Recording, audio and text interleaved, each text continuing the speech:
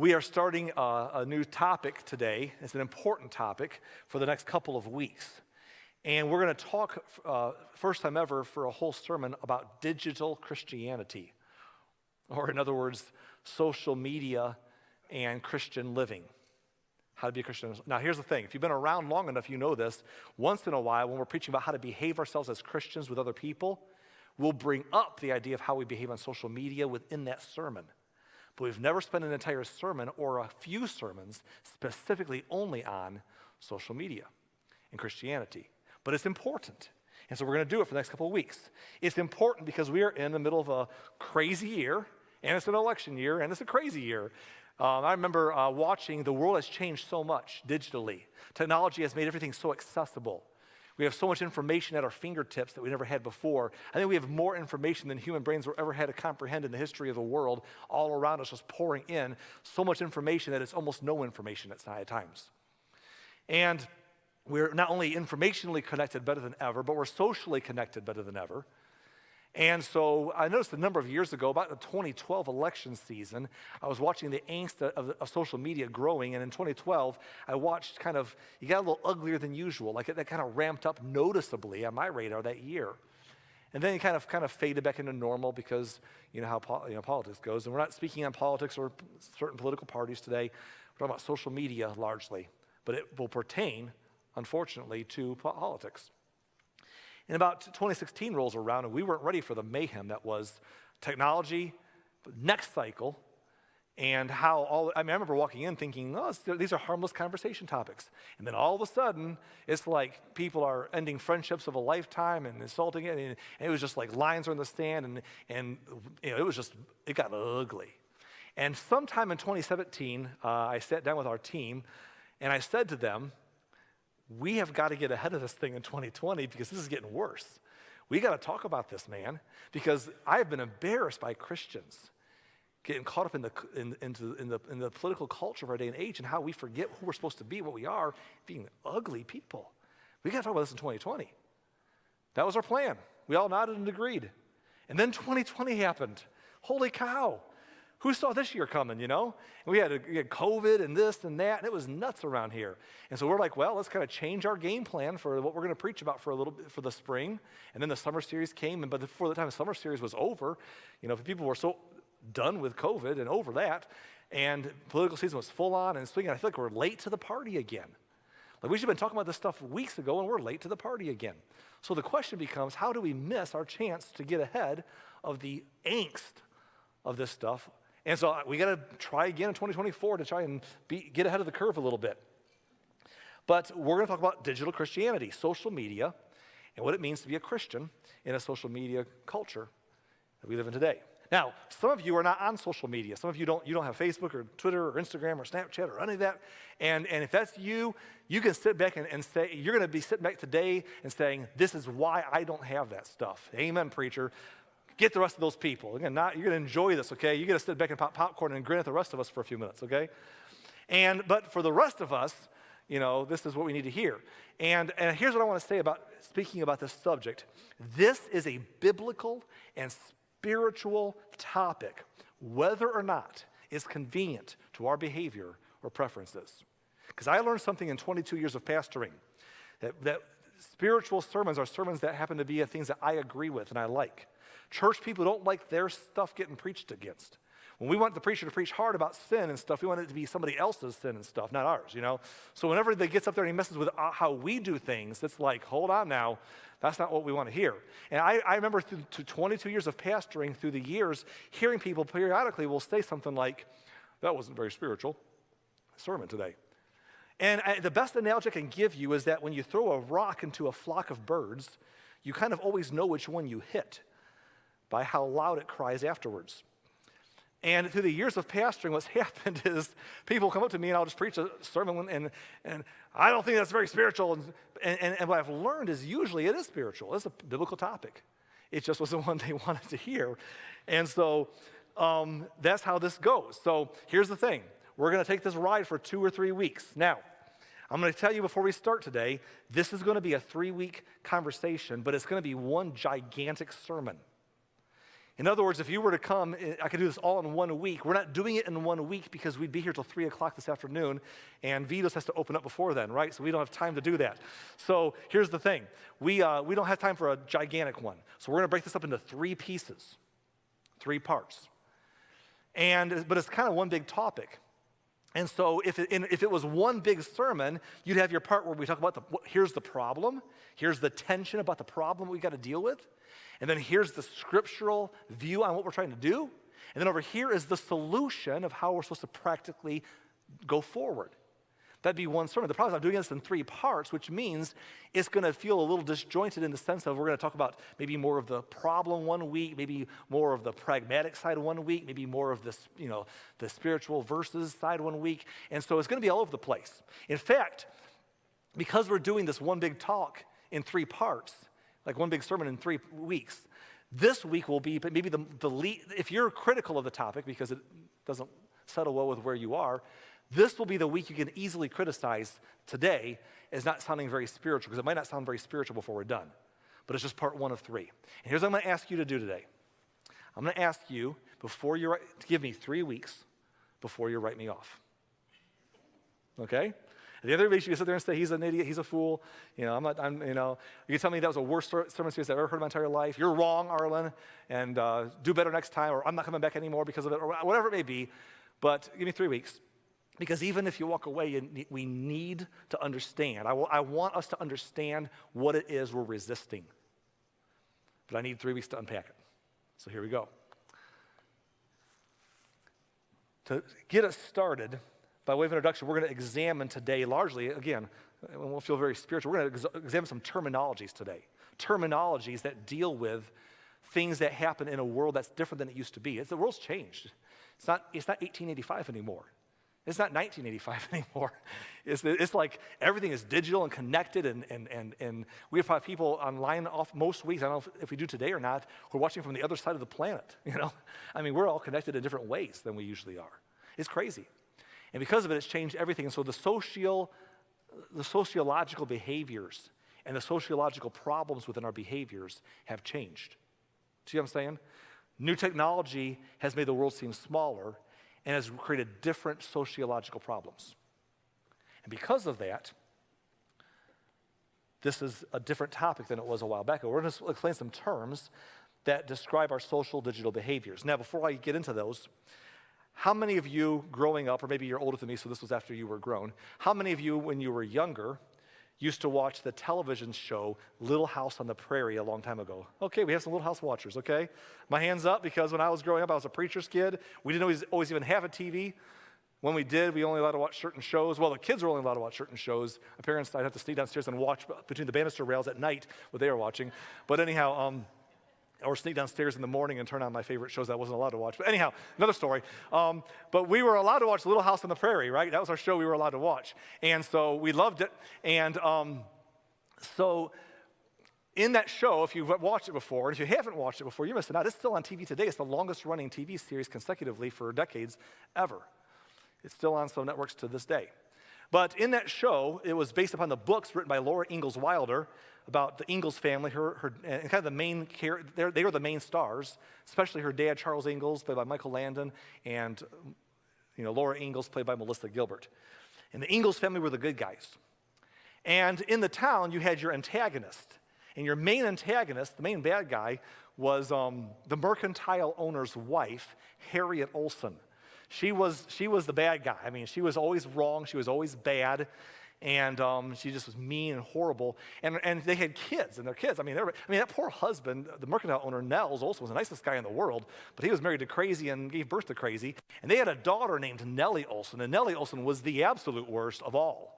And so while the Ingalls family, Laura Ingalls and others, they might mess up sometimes and do something wrong sometimes because everyone's human, they were still the one. They would always get redeemed in the end. They'd make things right. They'd apologize. They would end up being the good guys always. But Nellie Olson was always the bad guy Because there was good guys and there was just bad guys. And we think, and a lot of TV shows were made that way. In today's day and age, a lot of your TV shows are not that way anymore. It's very gray. You're not sure where the good guys and the bad guys stop and start anymore, right? Like, these are the good guys, but they seem kind of corrupt. And these are the bad guys, but I kind of understand why, and I'm kind of cheering for them, you know? I mean, it's like it's a different world in TV than it used to be. But in those days, shows like that, you knew who the bad guy was. It was Nellie Olson.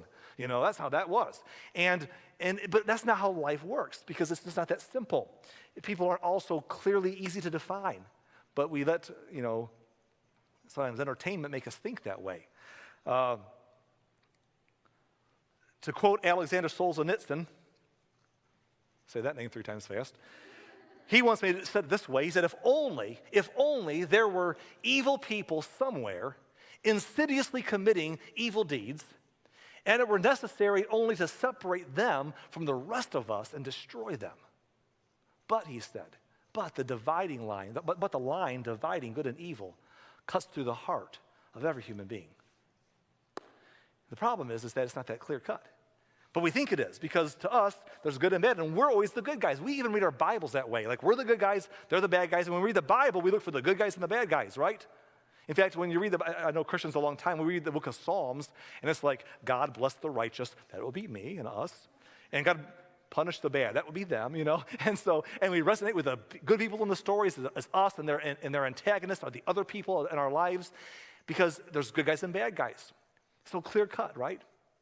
But it's not so easy. In fact, it's an interesting thing in Jesus' day, 2,000 years ago, when you read the New Testament, the bad guys of Jesus' day really would be offended to be told that, because they really believed with all of their heart they were the good guys. It was the Pharisees and the Sadducees, the religious people. Think about this. The people in Jesus' day that were the bad people it was the God crowd. It was the people who, don't miss it, it was the people who read their Bibles, memorized their scriptures, went to church, went to the temple. It was the temple attending, scripture memorizing, Bible reading, God crowd. They loved God and they loved their nation, and they wanted to see Israel restored to its former greatness, and they were pro their nation, they were pro their God, and they were in the church house, and they were, right? And they were the bad guys. But how could you be the bad guy? I mean, we read that, we're like, those bad people. But in their day, they'd be us. We identify with the good guy of the story, but they'd be us. They're the ones who go to church on Sunday. They're the ones who learn the scriptures and memorize and think that we're better and we're the right side and everyone else is wrong, and our views and our love for our God and nation are right. And it's so easy to not see the bad guy in ourselves, because they didn't. And they fought Jesus because Jesus came along and he talked to people who were far from him, people that they had alienated from them in their own country because they were the wrong ones. And God comes along and tells these religious people, I'm not playing your game. He begins to minister to those other people. And they got mad at him. They fought him because they fought Jesus the way that we today fight religious leaders who don't toe the religious party line. You know? We get mad because they're supposed to, we want them to be about what we're about. And the Pharisees wanted Jesus to be about what they were about, but he wasn't. He was about the people who needed him, who wanted him, who needed hope.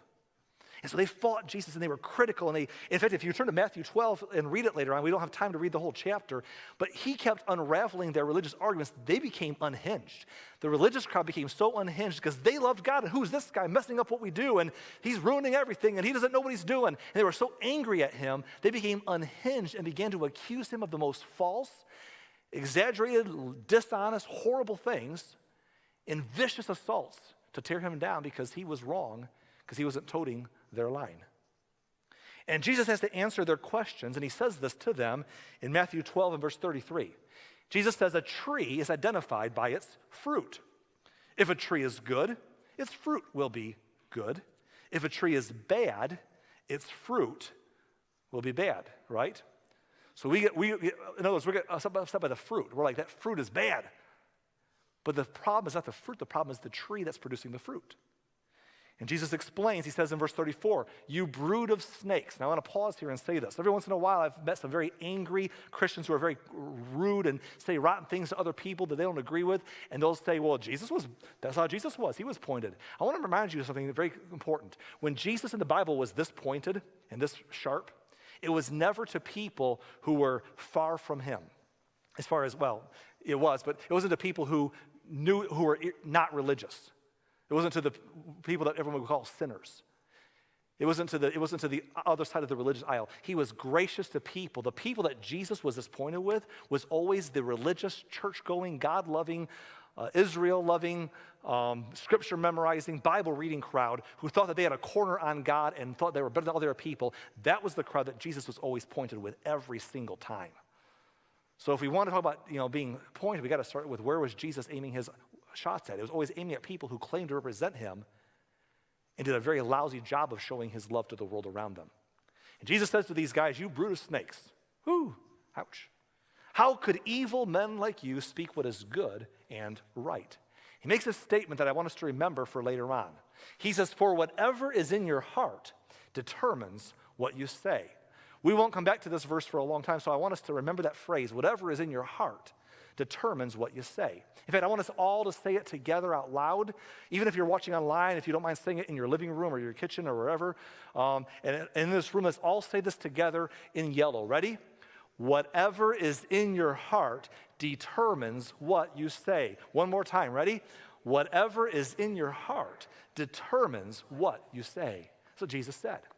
And he goes on and says in verse 35, he says, a good person produces good things from the treasury of a good heart. And an evil person produces evil things from the treasury of an evil heart. Why? Because what's in our heart determines what we say. And then he says this, and I tell you this, you must give account on Judgment Day for every idle word you speak. Or if you're speaking in today's culture, he can say, for every idle word you type, post. Right? I mean, boy, that's pointed, isn't it? Ouch. Wow. But here's the thing he said next. This is so important. The words you say will either acquit you or condemn you. Or the things you post, right, will either acquit you or condemn you.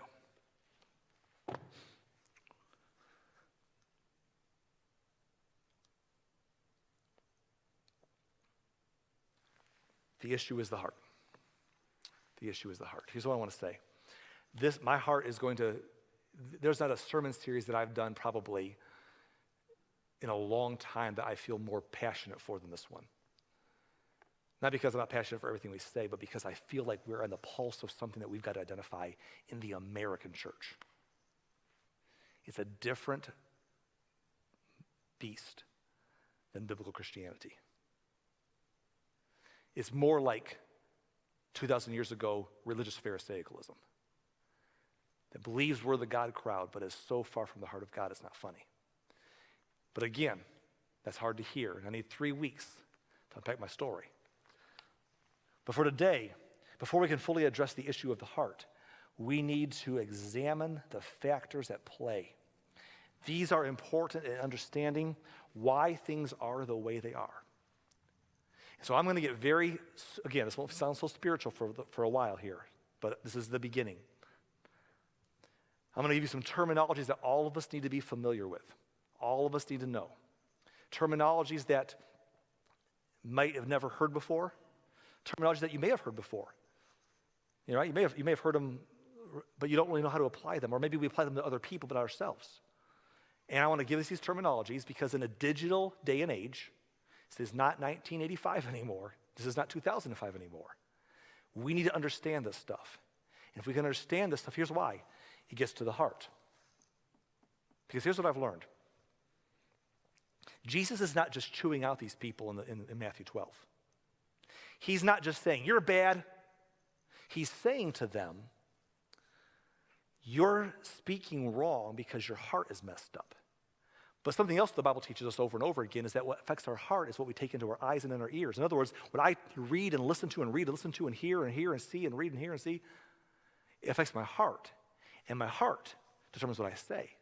So if we're going to help us speak better, we can't sit there and say, don't say that anymore, don't talk that way, don't behave that way, don't be that way. We got to sit there and say, Why is our heart that way? And our heart's that way because of what we're taking in. So we're going to identify some ideas today in a digital world, sociological terms, that I want you to understand if you've never heard it before or you have, so that we understand the things that are affecting our heart, and our heart determines what we say and what we do. So here's the terms. Bear with me. Let's go. Let's go. First one is tribalism. What is tribalism? Well, tribalism is belonging to a tribe. In other words, back in the days of old times across the globe,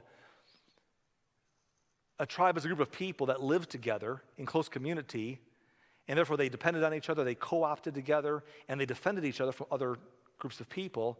They formed a tribe. It was because 20 miles from us a long time ago was a long ways away, because you just didn't hop into your Uber and take a quick drive somewhere, right?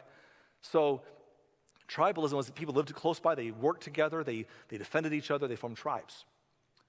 In all cultures, all places, all parts of the world.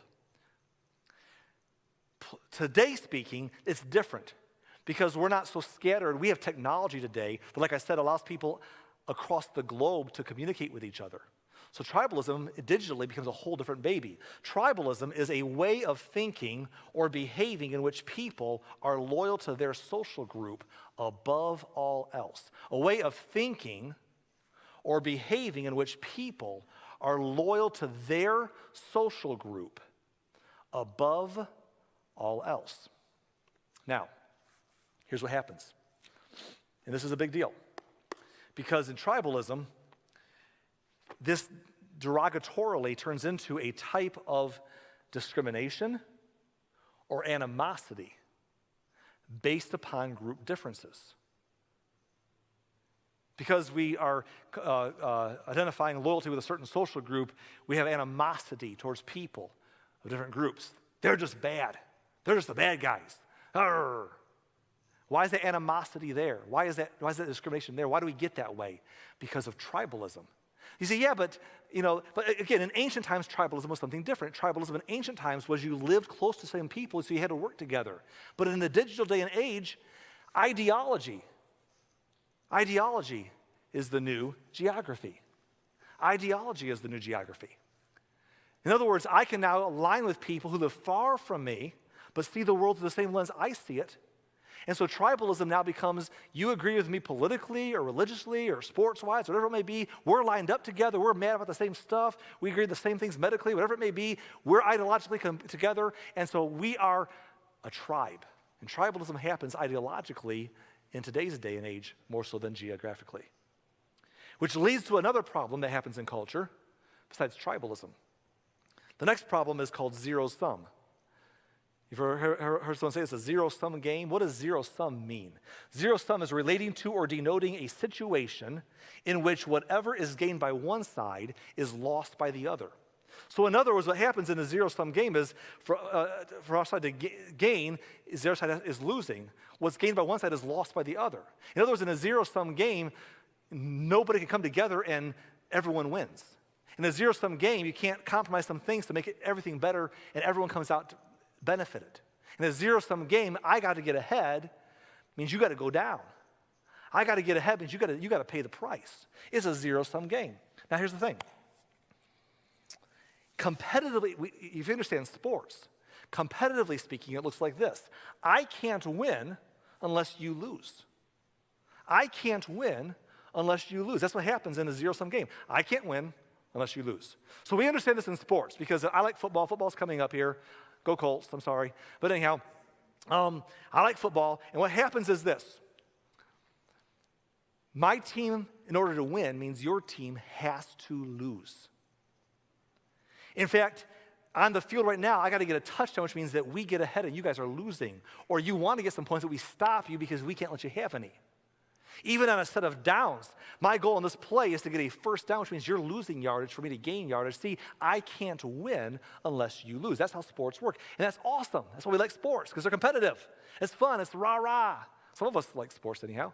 But that's how it works. The problem is we translate this idea, zero-sum idea, into other parts of life.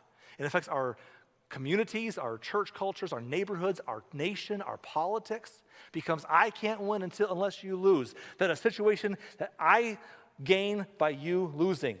So there can be no other way. And so in sports, we never get upset when we cheer for our sports teams. We never get mad. Okay, we get mad when the other side cheats or gets an unfair advantage or a call goes their way. That's not fair. We never get mad when the call goes our way, when we get an unfair advantage. We never get upset by that. I'm not upset by that. Like, you'll never see, players upset. Fans are furious. Basketball playoffs are on right now, right? You're never going to see a basketball player going over to the ref and saying, "Ref, that's not fair. I fouled him and you didn't call me. I fouled him." You never hear that. You never hear somebody saying, "No, timeout. We went out of bounds. It's their ball, not ours." That's not fair. Because we don't mind the advantages that work in our favor, because it's a zero-sum game. I got to win. So, hey, if the advantages become unfair my way and the calls go my way, that's life. And hey, they owed us one because they've been calling them against us all day. But if it goes their way, I'm upset. In fact, some of you know this because some of you live with a sports fanatic, or you are the sports fanatic who sits at your TV and half the game you're saying, "Those refs are out to get our team." Right? Everyone in the world thinks the refs are out to get their team. You could have 17 more penalties called against the other team than they called against your team. Somehow the refs are still out to get your team. Because it's a zero-sum game. And that's fine in sports. Sports are stupid. I love them. They're stupid awesome. But that's not a way to live. And some of us, we've lived that way. We politic that way. We try to run a nation that way, in a church, in a community, and jobs. It's all, I got to win, so you got to lose. I got to get ahead, so you got to go down. And we feel that tension. My advantage means your loss. And therefore, here's what it means.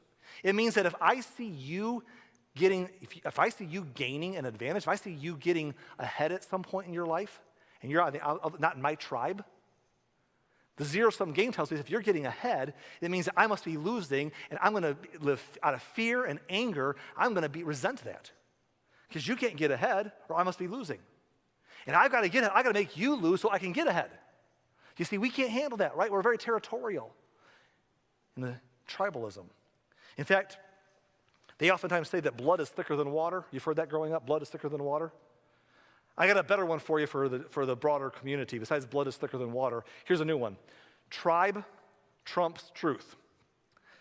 That it doesn't matter about the tribe, about the truth. It's the tribe. Tribe's more important. We got to win. So if the truth hurts us, we're just going to ignore that.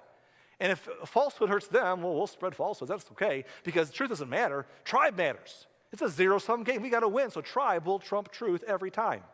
Now, can I tell you the honest truth? That's a powerful statement. I wanted to give it to you, but I almost didn't put it on the screen. I wrestled all the way till Friday of putting this important statement on the screen, and I was afraid to do it. You know why I was afraid? Because the word Trump is in it. Because I knew that if I put the word Trump in it, some of you would be like, "Yeah, Trump!" And others of you would be like, "Grr, Trump!"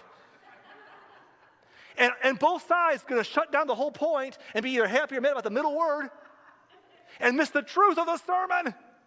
Miss the truth of the sermon because of our tribe. Right? Because we don't care about the truth. We care about our tribe. It's a zero-sum game. We got to win. And the only way we can win is if they lose. How are we doing today? Let's talk about silos for a minute. What are silos? Silos are where you put your grain, silly. That's where silos are, don't you know? Farmer Jones has a silo on his 40 acres, and Farmer Smith has another one on his 40 acres. It contains their grain, and it keeps the other guy from getting their grain because it's contained in their silo, because grain's going to be safe there. You don't see grain like getting out of the silo, walking with other grain. Let's join the other silo over here. So silos are a place where the grain's stored and it's kept separate. But that's in farming terms. In sociological terms, what a silo is just a colloquial term to illustrate division that prohibits interaction between disparate entities or groups. So what silos do is they keep us from interacting with people who are in opposite views. And what happens in culture, and this is what happened in digital culture, to the world we live in today, is people who are all good humans trying to figure it out who have slightly different ideas. Or sometimes big different ideas, but both want the best. Find the divides get pushed bigger into chasms by the culture around them, and that people notice that the people on the other side of their issue who are the worst players on the other side of the issue, make them mad at everyone on that side of the issue and justify them to go further this way. And then the bad players on their side of the issue cause people to say, they're all bad and go further this way. And then we get more. And then somehow if you're not where I am at, then you want to destroy the world. And you're trying to ruin everything if you don't see it my way. And we become pushed further and further into polarization until we're sitting in our own little silos and we can't cross the great gulf fixed between us. And all that we're hearing is people who think the same way we think, telling us how bad the other side is. And we don't even listen to the other side anymore. Here's what we do. We're like, don't listen to the other side. But here's a few things we want to show you, some of the most stupid things about the other side. Aren't they stupid? Aren't they evil? And then, don't listen to them, but we'll tell you what they really believe, and here's how you answer, here's how you argue against it really well, go you. And we're like, yeah. And we're in ourselves, and we don't know how to communicate, and we lose each other. Here's what's happened on social media. Here's what happens to many of us on Facebook and other places. People quit talking to each other. Some of us, we've been so in our silo. And so a lot about things that we're so angry and hacked off about all the other dumb people in the world, not like us, they're either evil or stupid or both, that the people in the other places, they stopped listening to us. People have stopped listening to us. They either unfriended us, or we unfriended them, or, you might not know this, but they have unfollowed us. There's the people that you can mute somebody. There are people I love dearly, but I've had to just unfollow them. We're friends on Facebook, but I don't follow them because seeing their newsfeed breaks my heart. And so what happens is people get in a silo and they push away people they basically say, if you're not where I'm at, even if you don't agree with me on everything, then you're as bad as the craziest people on the other side of my issues because you don't hate them as much as I hate them. Because you support them on some level, you're as bad as all of them are. And then people on the other side are saying, yeah, if you support this at all, you're as bad as the worst players over there. And we're just so far away that we stopped listening, and people on the other side of the issues don't even hear what we're saying. They've muted us. They've unfollowed us. So the only people that we're speaking to are people in our silo. We're like, rah, and they're like, yeah. We're like, this is how I feel. And we're applauding each other in the silo. But no one's listening outside of it. And you know how hard it is to leave a silo? It's why grain's not walking down the road with other grain, joining the other farmer's silo. It's hard to do. Because in silos, there's no reward for changing. You are where you are. You're stuck with a crowd you're stuck with. They're your fans. The other people are tuning you out. And if a person ever wakes up one day and says, oh no, I'm in a silo, and they try to do something about it, it's very hard to leave, and here's why.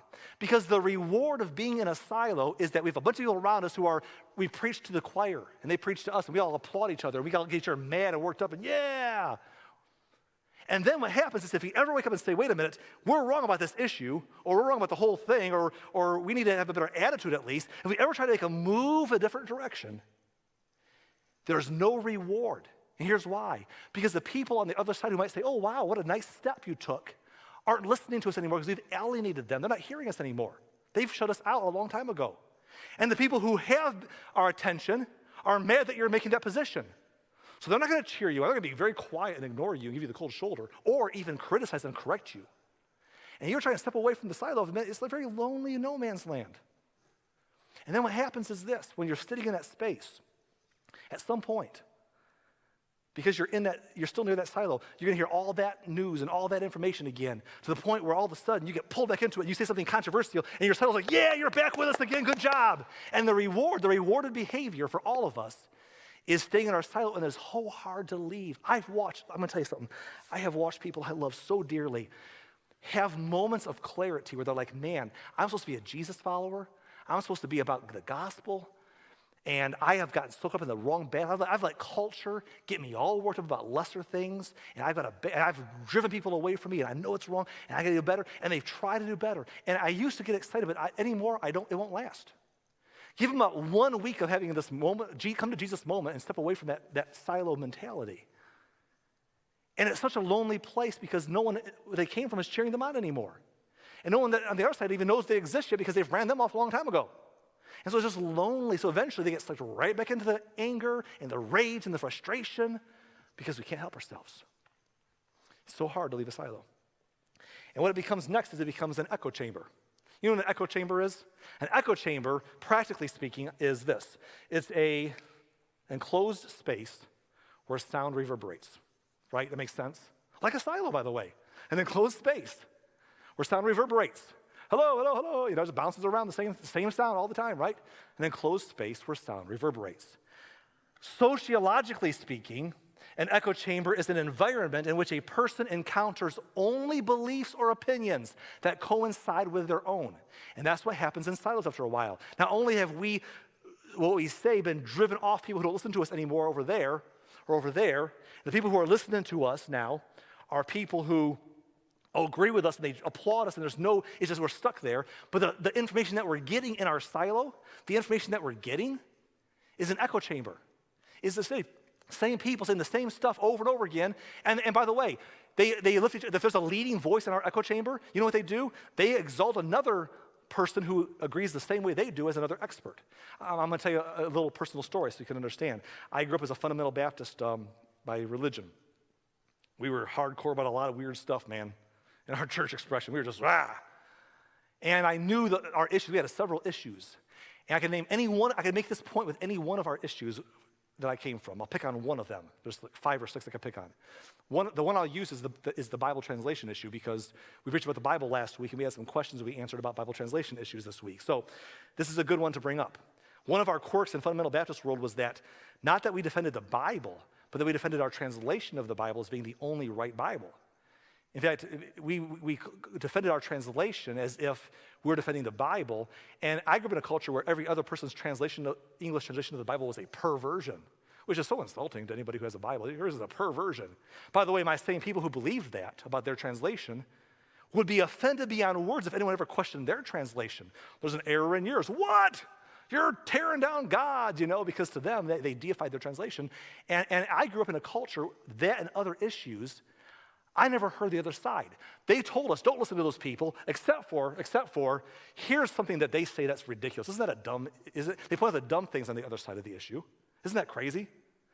And then they give us straw man arguments and say, here's how you answer that nonsense. And so I grew up thinking I knew what the other side of the Bible translation issue was about. I grew up thinking I understood the issue because in my echo chamber I heard the same people, and then they'd say, this other person's going to speak. They're an expert. You know what an expert is in an echo chamber? An expert in an echo chamber is somebody who agrees with me. We credential each other. You agree with me, so you're an expert, and you agree with me, so you're an expert. So all these experts are telling us the same things over and over again. And I heard them over and over again. I had all my arguments about how dumb these people were for thinking that way that they thought. And then one day, by the grace of God, and it's a different story for a different day, I got tossed out of my silo by the grace of God. Okay, I jumped out. I don't know. Something happened. And one day I'm sitting out there, and I'm like, holy cow. I'm looking at issues like this one and saying, I thought they had these arguments in their corner. I thought this was their angle. But actually, they have this evidence and this point and this idea. I never heard that before in my echo chamber. And it was like an eye-opener. It's like, what? Because you don't hear that information in an echo chamber. And when we're in our silos over here, and we had our tribes, and we got to beat them, because it's a zero-sum game, brother. And I got to fight them, and hey, we're right and you're wrong. What happens is this. We get stuck in silos with echo chambers of people telling us what we want to hear, and our existing views are reinforced, and alternate ideas are never considered. Because all the people we keep hearing from are people parroting our same information to us in a different form. And then it feels like a big view. Then it feels like everyone sees it my way, unless they're insane. And in politics, both parties think that way. And other parties, if there are some, I guess. And it's the conspiracy theory world. The conspiracy theory world is a growing network of people who believe in all sorts of crazy stuff. Where's a lot of that coming from? People who found, in an 8 billion people world, found enough people across the globe with the same ideology they have. They got further and further in the same tribe with each other. And they have stayed in their silo and pushed everyone else away. And they're parroting the same nonsense in their echo chamber. Happens all the time to all of us, so easily. And some of us are saying, not me, Arlen. Nice talk, I believe it, but I'm smarter than that. I listen to all the news. I listen to everything. I'm not that way. I listen outside of the echo chamber. Maybe you do. But here's what we all are guilty of next, is confirmation bias. Confirmation bias is for those of us who are enlightened enough to actually search out things, but confirmation bias is the tendency to search for, interpret, favor, and recall information that confirms or supports one's prior beliefs or values. So I'm going to search out information that's going to say, see, I was right. In fact, let me say it further. Confirmation bias is where we gather or remember information selectively, or interpret it in a biased way. We cherry pick data, we ignore other data, we interpret ambiguous evidence to support one's existing position. And so if we see something, we're like, that makes my point. That's good stuff right there. That isn't convenient. That must be fake. Let's ignore that. Let's pick certain details. In fact, here's the crazy thing about confirmation bias that I've learned. This blows my mind. And I had to work very hard through my years to have a very big network of friends on both sides of the political aisle today, for example. So I get a lot of things. I've showed Anthony Curtis and others before on my news feed. It'll pop up sometimes. Here's a comment right here by one person about a certain event, interpreting that event through this lens. This is right. Those people are stupid. Da, da, da. And right below it, another comment, same event, other person, other party. This is right, and those people are stupid. And they have the same event. They interpret it different ways. In fact, what's hilarious to me is I'll see people saying, this thing that happened proves that I'm right, and they're hypocritical. And someone else is like, this thing that happened, same thing, proves that we're right, and they're hypocritical. And you're like, you don't. Because what we do is we see information, and we interpret it, and cherry pick it, and ignore and interpret things to support our existing position, to reinforce our beliefs or values. And so if it doesn't fit that, we kind of shove it aside, and if it does, we twist it to fit. And then put it back, then we bring it, and if we're not doing it, someone's doing it for us, or bring it to our echo chamber and telling us the same thing. And we're staying in our silos, trying to win the zero-sum game against the other side, because our tribe's better than their tribe, and tribe trumps truth. And I got to stop, because I can go on and on and on. We could talk for a while about groupthink, but we won't, because it's the same idea in different terms. But we get sucked into a day and age and a world. We get sucked into a world that is not like it was even 20 years ago. It's digital. There's more information out there than I think the human brain is ever able to absorb. We're not just trying to live our little world in our little piece of land somewhere. We are just, everything's at our fingertips. And socially, we're so connected to everybody that it's created new problems in a new day and age. And I'll tell you who's susceptible to it. Everybody. But especially I feel like it's a struggle for young people reaching adulthood because they're walking into it without life experience. And it's also, so it's the really young and it's also the really old who technology is brand new, and so the world's different, but you don't think in the world in different terms. You think of it the way it used to be and try to merge those into digital ideas. And those are the two categories that get the most angry, and the most stuck into silos and confirmation biases and tribes and zero-sum games and echo chambers, because it's a different world, different problems, different temptations, same sins, same need of a Savior, different challenges. And we can talk about Facebook algorithms. I don't have time to discuss this, but let me take just a moment here and mention Facebook algorithms. Not just Facebook, but here's the thing. And I'm going to say something shocking that none of you are going to believe when I say it. You're going to be like, no way. But here's the thought.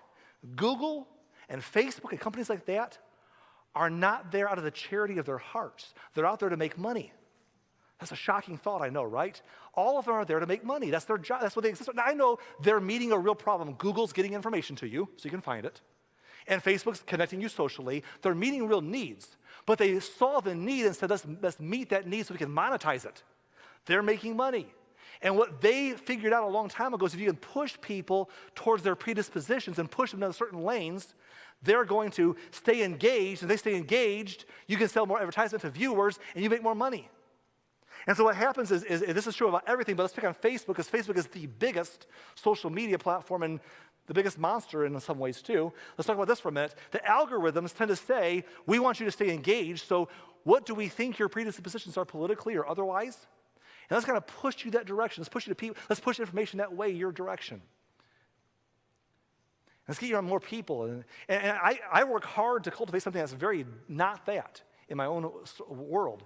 But it's amazing that Facebook will even look at me and say, I think more of your friends lean this way than that way, so let's kind of shove more of this into your Facebook watch section. And let's kind of push this way on you. And if you're not careful, you'll get so caught up in one viewpoint that you're like, we're right, they're the devil, what's wrong? Because we get shoved into our corners. We get shoved into our silos. We get shoved into our echo chambers and our tribes.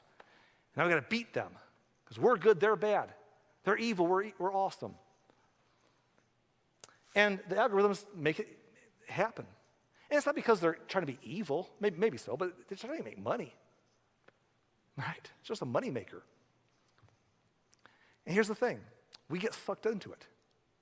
Hook, line, and sinker. So before long, divides become bigger. And if you don't see it my way, then you're part of the problem. And if you support someone I don't like, then you support the most evil things in the world because I can exaggerate how evil someone else is and I can exaggerate how stupid all their supporters are. We're just nutso, man.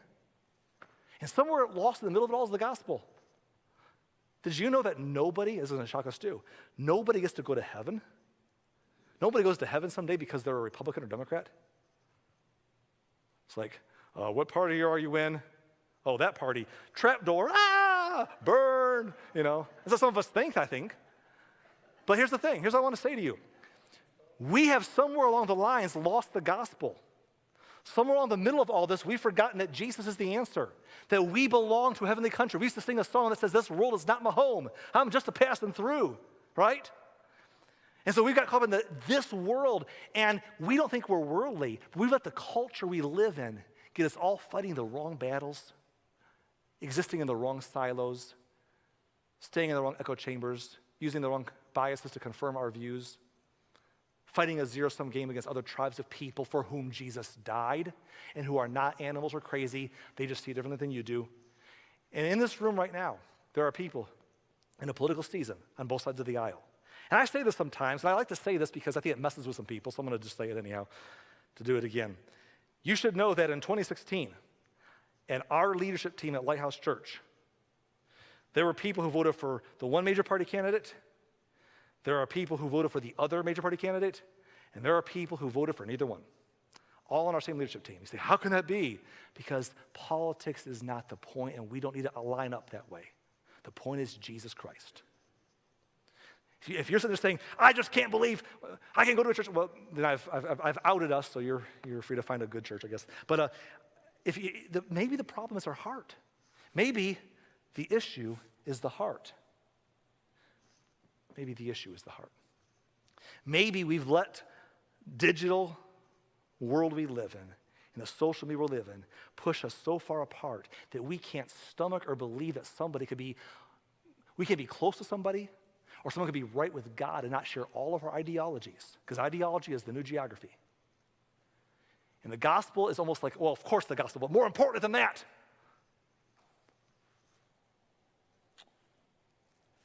And what I'm saying today is not to scold us. What I'm saying today is this, that the issue is the heart. And the heart determines what we say. And we've got to figure out what's affecting the heart. What we see and what we hear affects our heart. And we live in a different culture. And I'm tired of seeing Christians divide. I'm tired of seeing people and friendships, families fighting, people not talking to each other anymore, people insulting and treating. They would never behave that way until they got charged up on their ideologies. Christians alienating people who need Jesus because they're more concerned about someone agreeing with them and how they think the world should run than they are the fact that people need the Lord. We've lost it, man. But it's a hard issue because it's what affects us in the world we live in today.